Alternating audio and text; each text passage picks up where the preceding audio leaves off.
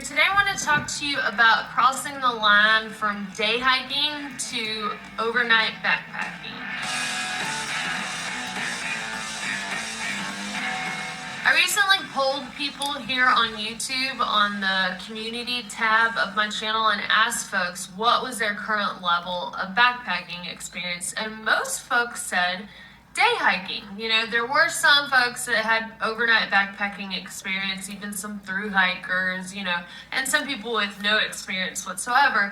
But most of the folks that responded to the poll were day hikers. Based on some of the comments and, other questions I've seen on the channel, it indicates that a lot of these day hikers would like to go on an overnight trip, but there seems to be, something holding them back. For the most part, I think most of these folks are hesitant to go on an overnight backpacking trip, even if it's just one night, because of, some fear of the unknown. And this could be going alone, not being sure where to go and where you can camp, maybe the gear, budget, time, just because of a bunch of other naysayers, worry about injuries, maybe weather, all sorts of different reasons that folks might be hesitant to actually go out into the wilderness and stay over a night. So I'd like to go ahead and cover this topic today and, delve into some of these points and maybe transition some of these day hikers that would like to become, backpackers and kind of help them make that leap. And if you're like, Dixie, I'm a day hiker, I don't ever want to go spend a night out in the woods, that's all right. You still might find something useful in this video, so just hang out and see what you think. When you're learning something new, I think the best way to do it is to research, right? So obviously, if you're here and you're watching this video, you're off to a good start because you're on a backpacking channel, not just because you're on my channel, but you've, decided, hey, I want to learn more about this backpacking thing, and you're watching videos on YouTube about backpacking. And most of you are probably, getting out on day hikes, so I would definitely recommend continuing that and familiarizing yourself with, with some of the trails local to you. Now, while you're doing that, you can be researching and reading, and the biggest thing with backpacking is like the gear, right? You need to find a way to have shelter, to have water, to have food, and take care of, those most basic needs. And some of you are probably like, oh my God, gear, I don't even know how to research that. What do I need? Like, what actually do I research? I don't even know where to begin. Well, if you just Google, backpacking gear lists, you'll probably come up with more than you could ever care to read. On my website at homemadewanderlust.com, I've got a gear tab. It, has my gear list, but, maybe if you're just going on a local trail, you want to check out some backpacking gear lists for, your area. So you need to think, if I'm looking at a gear list for the Appalachian Trail, is the weather where I'm at similar to, part of the Appalachian Trail? So of course you're going to have to tweak some of these things to your preferences in your area, but just looking at gear lists of people who are already backpacking is a good idea. There's the Homemade Wanderlust Backpacking Forum. A lot of people in there have experience with overnight backpacking and even through hikes. So you can always post a question there. It's just Homemade Wanderlust Backpacking Forum group on Facebook. All right, so for example, you might look at this list and go, okay, well, regardless of where I am, I need to drink water, right? So how can I make sure that water is safe to drink? Well, this person used, water treatment, a chemical, or maybe another person used a filter. So you can look up water treatment while backpacking and just see, what pulls up on Google and read all about it. And don't overwhelm yourself with this.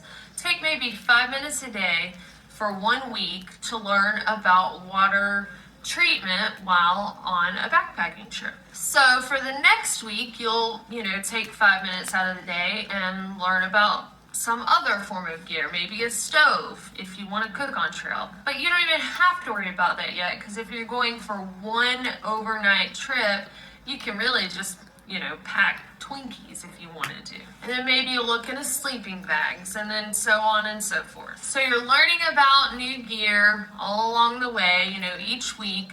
And then maybe once a month getting out on a day hike, twice a month. I mean, if once a week, that'd be even better, right? So you'll be familiarizing yourself with the outdoors in your area. And as often as you can, so maybe, once a month, if your budget allows for that, it's gonna depend on the person.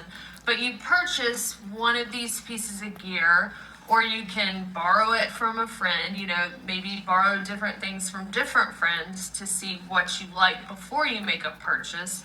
You can get it used, whatever you do, if you can rent it, just somehow acquire this piece of gear and take it with you on a day hike. So get a water filter and take it out there with you during your day hike and, play around with it. I mean, sure, on a day hike, you can take your own bottled water, but you want to familiarize yourself with this piece of gear that later, you would need to have with you.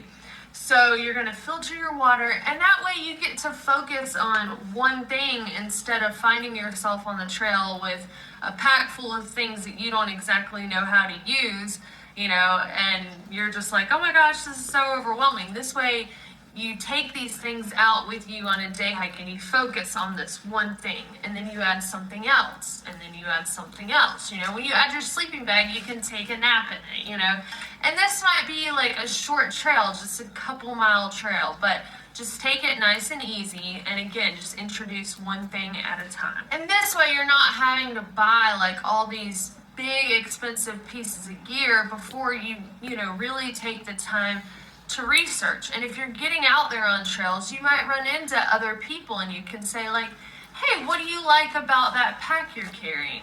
Or what do you use for water filtration? And these might be people who are getting out there and backpacking and doing day hikes. You can even use, your kid's old SpongeBob SquarePants backpack. It doesn't matter, because at the beginning, you're not going to be carrying a whole lot of stuff with you, just some snacks and just this one new piece of gear that you introduce occasionally. Basically, you will continue this process until you've got all the items that you think you're going to need for one night. So you don't even have to go crazy and say, oh, I'm going to do a through hike right away, or I'm going to go on a week-long backpacking trip.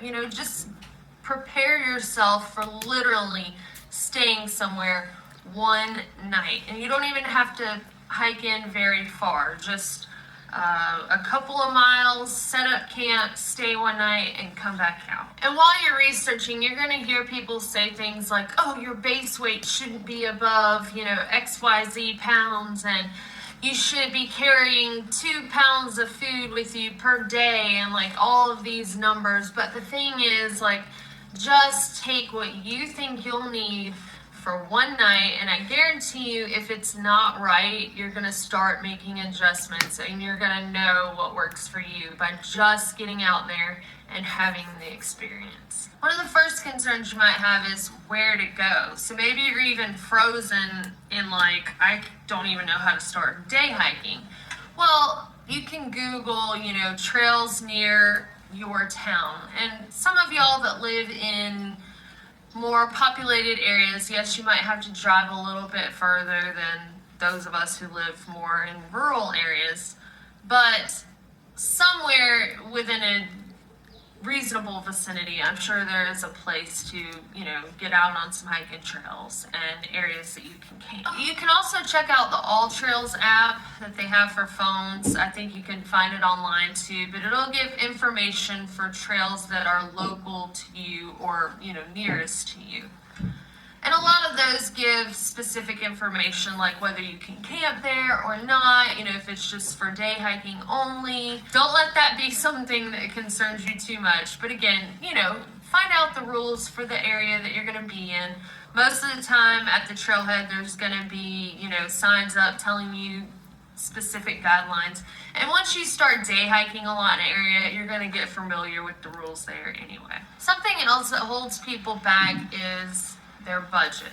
So this makes sense. Not everyone can afford to go out tomorrow and buy a whole new set of brand new backpacking gear and hit the trail for an overnight trip the next day. And I understand that. But if you use the model that I was talking about, get one little piece at a time and practice with that piece of gear, familiarize yourself with it. It does break up the expenses while allowing you to still get out and enjoy nature. And some saving tips, you can look at like the used backpacking groups that are on Facebook. There are folks all the time peddling their